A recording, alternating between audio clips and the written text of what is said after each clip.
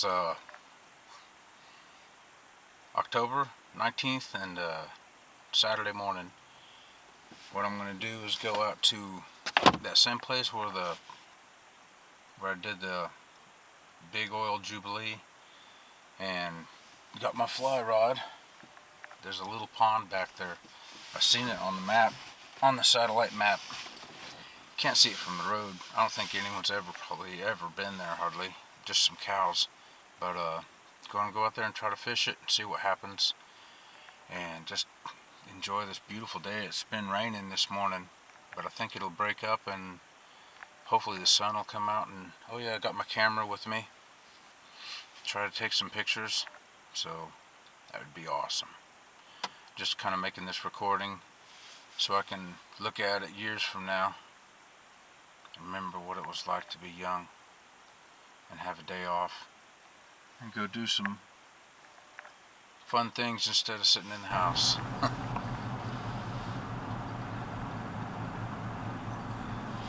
This is Girard, Kansas, Crawford County. I'm headed north on 7 Highway.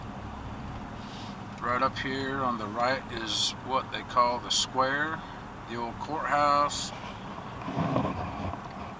There's the courthouse. I love this little town.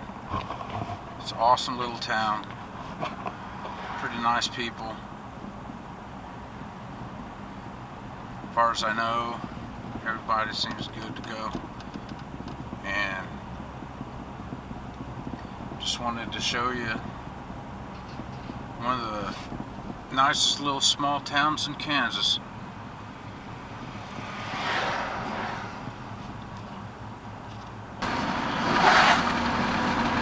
I was just wanting to hope this ain't bouncing around, man. I hate that last time video I made, it was a terrible sound. But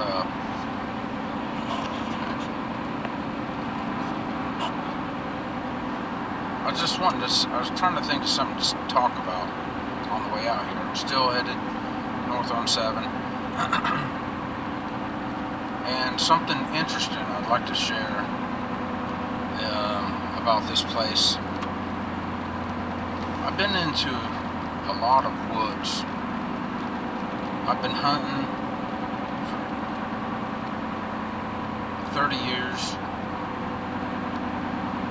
Been through tons of different forests and woods, and of course everybody's heard of the story about Bigfoot, Sasquatch and stuff like that. And I've never seen one, and I don't want to see one. I don't want to take a picture of one. I don't want to come close to one. But I've had some weird things happen. Some weird things happen out here that in all the other places I've been, I've seen things like the trees leaning on each other and things like that everybody says is a Bigfoot sign. And I don't know why that would be a Bigfoot sign. Anyway, I've seen stuff like that, what they call structures. I've seen that everywhere. Not all the time, but I've never actually heard or had strange things happen except out here at this wildlife area. And two really strange things I want to talk about. I wasn't looking for Bigfoot. I wasn't thinking about Bigfoot or anything like that. But I was out here on the north side, metal detecting. Beautiful morning. Oh yeah, I was taking some pictures and stuff like that. And I stopped on this rock out in the woods, and I had a sandwich. So I was sitting there eating my sandwich, and I was sitting down. And then I just had this weird feeling this weird feeling, like stand up and look around, look behind you, and it's like, I mean, a real strong impulse. And I didn't think about it. I just jumped up and looked around. But I don't know why that happened. Just really weird. That wasn't what the main thing though. I ate my sandwich, got my stuff together, got ready to go do some more. I was working my way up towards this other part that I knew, and I saw something cool, like a tree, like reflecting off some water or something. So I set my stuff down and I went and walked away from it about 30 yards or so, because you had to go between these rows of trees kind of. And I was standing up there getting ready to take this picture, and behind me, like, I couldn't tell how far away, but behind me, this tree crashed. And I mean, not a limb. It sounded like a tree. I didn't go look for it. At the time though, that's the first, I was still kind of thinking about that weird feeling. But at that time, I'd already seen some videos and heard about like tree crashes and how supposedly a Bigfoot can like just tear a tree down. And that's what this sounded like. And it like made the hair stand up on the back of my neck. It was weird. It was no normal sound, because I'd spent hundreds of hours sitting in the tree stand in all types of weather, conditions, and I've heard branches fall off trees. I've heard deer crash through the woods. I would imagine just about anything you could hear, I've heard it, as far as trees falling. And this was nothing I'd ever heard. This was a violent, I mean, there was no slow, steady, crashing down. This was just forceful. Yeah. And it was a trip. I mean, I was praying before that, and I was praying, and I thank God while I'm in the woods. When I see something really nice and cool, it reminds me of the Lord, and I wasn't really afraid for my life or anything like that, because I trust God. But it did make me think something's trying to tell me something. That was, what's the word? That was deliberate. Yeah, that was crazy. So, yeah, I got done, I grabbed my stuff, and I didn't run or panic or anything like that. I just grabbed my stuff and kept going the same direction I was headed, which was out of there anyway. But that was a weird thing. And that was on the north side of Pawnee Creek, close to some abandoned railroad track. And man, just don't do that. The next one was maybe a year or so later. I was on the south side of Pawnee Creek, and I was taking some pictures down. I saw something on the map, an old map, called Pine Bluff. It's like an area where people used to go and picnic, and it was in from stories in the old newspapers and stuff, I kind of could. It was right off Pawnee Creek, so I was looking for this place. And it's on public land. Where I was public land. I think the actual Pine Bluff is actually on private land, so I didn't find it. But when I was out there looking, I was taking pictures and whatnot, and I heard what people call a wood knock, and it was, again, as much time as I've spent, I'm not like Mr. Major live outdoors guy, but I spent probably a lot more time outdoors, out in the woods than most people. And I've heard woodpeckers. I've probably heard, different varieties of woodpeckers beating on trees with their head, and limbs fall and this and that. And I know this was not a normal wood on wood sound. It went like it instantly reminded me of grade school. In music class, one of the instruments they let the kids play was like 2 pieces of 2x4 painted some color, and they'd clap them together. Well, they also had round, like really thick dowel rods that you smacked together, and that's just what this sounded like. It was sharp, wood on wood sounding, like, and the rhythm was not like a woodpecker.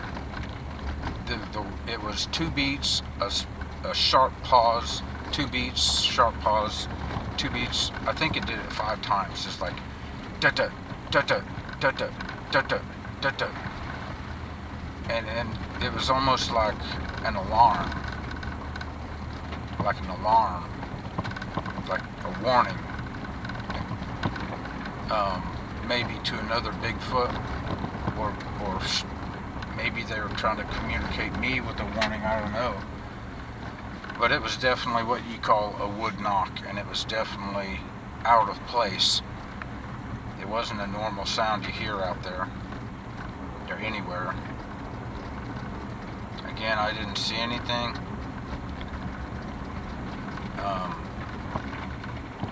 That wasn't so scary. It was kind of, it was on the other side of the creek, and it was a ways deep in there. I'd hate to only guess at how far, but I didn't see it. And it's super, super, super thick. You couldn't see through it. You couldn't see through the woods. But that was a weird thing as far as Bigfoot activity, If you look into it, the whole phenomena is, I don't know, it's crazy. Like people say, they're real, and then there's people that say, okay, where's the skeletons?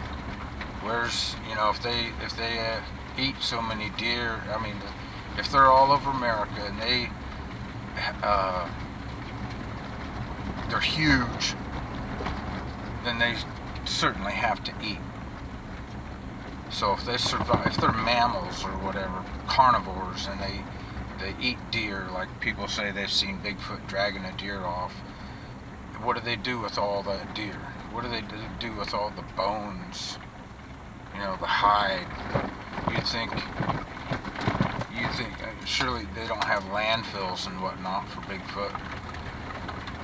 So where's the evidence? And if this has been going on for so many years, where's their bodies and of their dead? So one of the reasons I don't want to see one, I don't want to have an encounter with one, and I don't go looking for them specifically, is because I believe they're a spiritual being, a really do. I know it sounds crazy, but I think that they're a spiritual being. That's where I want to go in at. I'm going to drive up here and turn around.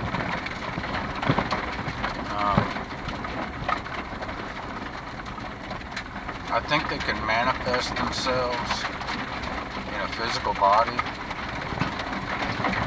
if they're real, which I don't know. Maybe I just want to hope that they're not real, because it is strange and supernatural, and I don't want anything to do with it. But if it's true, that's my explanation. I think they're demonic. People say that they get these crazy, weird feelings. Some people claim that they've seen a Bigfoot and it just disappears. You know? So why would they come into a physical form enough to be seen, once in a while? It's weird, I don't know. It's weird. It's kind of like I said, demonic. I say that because the whole existence can be broken down into good and evil. If it's of God or if it's of the devil, Satan. Now, if these things were of God, like a goose or a bluegill fish or something like that, then I don't know if I can get in there.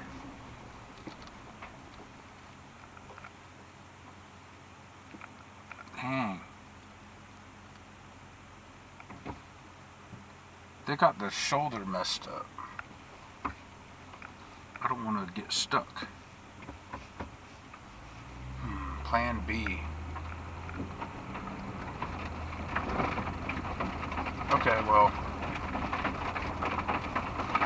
like everything can be broken down into good and evil. So if these things are real, why would God have some sort of a spiritual being, reclusive, out in the woods, just to make people like wonder what it is and all that?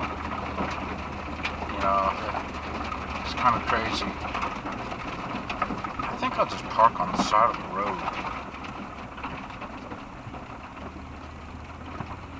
Anyway, let's turn around again.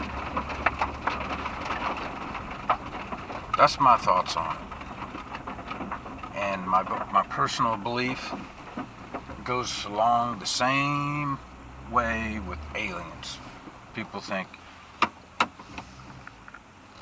or they see aliens and they have close encounters, and there's alien abduction, and there's crop circles, and just bizarre stuff out of this world, literally. And if it's true,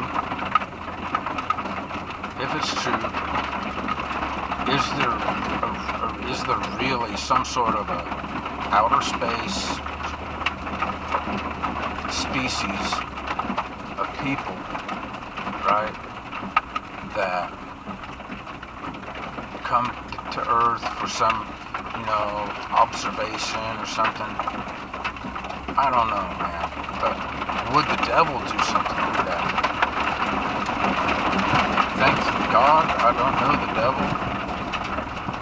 I don't know much about the devil except what the Bible says.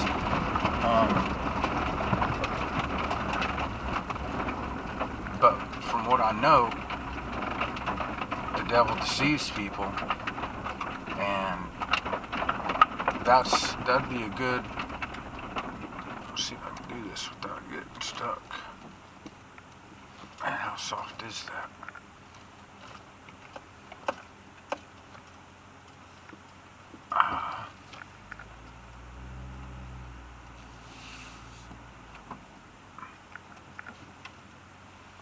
I hope nobody hits my truck. I think I'll be alright. But anyway, that's just what I was thinking on the whole Bigfoot deal. Probably shouldn't really talk about it. There's probably 1,000 million people that would disagree with me and tell me how full of it I am. But this area out here, I'm on the west side. Yeah, west side. This is where I'm at. And there's no forest around here. I seriously doubt. I'm going up there. Over the hill, there's a pond. I'm going to go check it out. But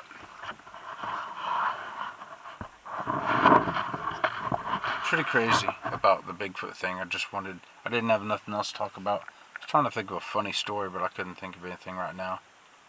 I had that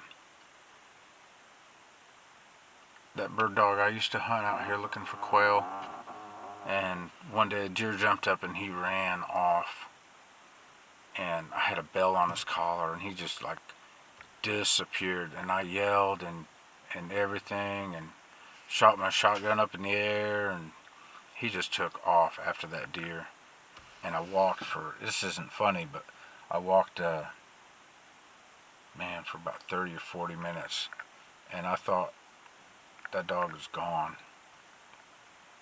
So I just kept walking like normal direction, and here he comes, just running back to me. Yep, I was so happy. Man, I grabbed him. I think I carried him all the way back to the truck. And then told myself, I'm going to get an electronic shock collar. And if this ever happens again, I'm just going to hit the button. Well, I got one, and it had different settings and stuff, and I tried it out on myself. And the first setting was like, ooh, that feels weird. And then I got up there to like 4 or something like that, and it was bad. It was bad. It like took control of my whole arm. So put this on the dog's neck. We went out, and he jumped another deer again. Oh yeah, and there was a highway. There was a highway about less than half mile from where we were, and he just started running for the highway. And I thought I thought he was going to run right into the highway and get run over and all that stuff, man. So I was like, all right, I'll pull out my remote and start pushing the button, and nothing happens, and he's still running. And I mean, it's supposed to have a mile range or something like that. Holding it up in the air, put it on the highest setting, and pushing the button, nothing, man. Luckily, he didn't go that far. Turned around, came back, and I figured out that either he's one badass dog, or this collar don't work like it's supposed to. But so that's kind of funny. But I'm gonna head out there. Man, it looks like it's breaking up. Clouds. This might be cool. All right. Well, I'm out here at the pond. I finally made it.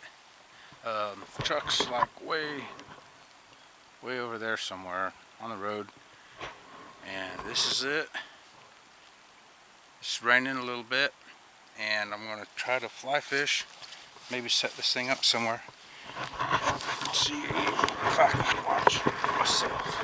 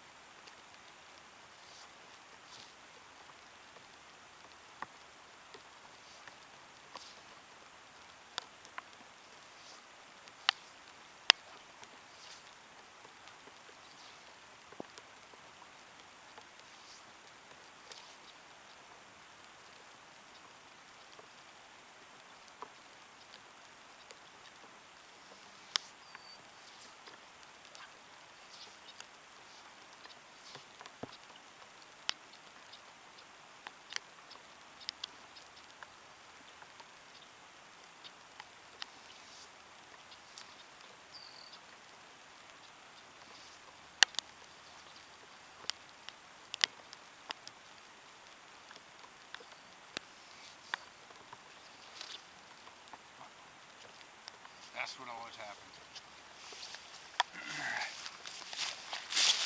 That's it. That's what happened last. Well, this was. I'm done fishing, I guess. Mainly I was practicing fly fishing. We're getting ready to go to Roaring River 1st of November and go do that. So I was kind of practicing to get back used to it. But anyway, I walked down to this grove of trees. It's really cool looking out here in this field. The rocks like that just come right out of the ground, or just exposed. It's pretty neat. There's a neat old sycamore tree. There's a storm moving northeast. Pretty awesome. Thought I'd include that. I'm gonna go down and check out what's down there. Alright, that is the end of my little adventure today on there. I got no fish and got some pictures. Didn't lose anything. That's it. That's the end. I'll try to, at the end of the video, try to put a few of the pictures on there that I took of this little grove of trees, the sycamore and that old hedge looking tree that was growing up out of the rocks. Looked pretty wild. And it's still kind of rainy, and I'm gonna head home. That's it for this video. Have an awesome day.